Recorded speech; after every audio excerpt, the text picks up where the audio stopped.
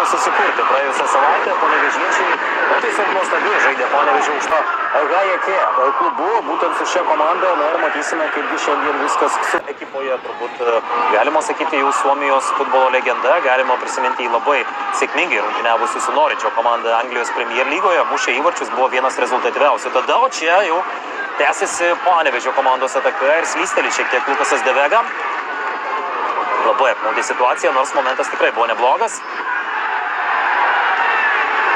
Dabar svarbu sugrįžti, užsimti savo pozicijas, neleisti Gojoko ekipai surengti pavojingos atakos. Kostika žaidžia 1-1, kabinamos kamuolys ir pirmas įvartis dėja krinta. Na, dar kartą čia žiūrime, kaipgi viskas atsitiko.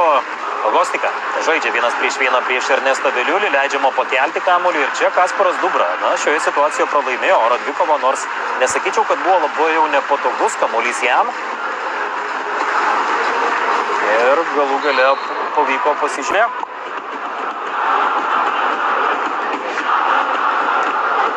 Šiame sezone 19 mačų, 3 įvarčiai Nikolaso Goropsovo, nei vieno rezultatyvaus perdimo, bet mušė jis pastaruoju metu, mušė Alytaus Dainavai, mušė ir Marijampolės Sūduvą ir tas rungtynes beje Panevėžys laimėjo 2-0.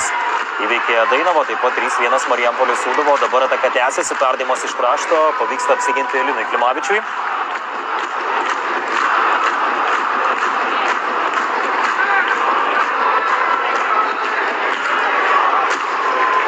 Paskutinė minutė tiks pirmame kėlinyje.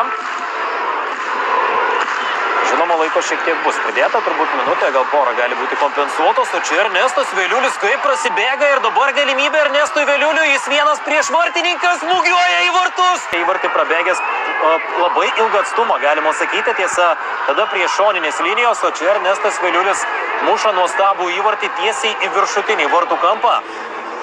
Kažkas nerealaus ir žinoma dabar jau galima sakyti, kad žaidimas yra toks, koks ir rezultatas. Tikrai nenusipelnė panevėžiečiai atsilikti.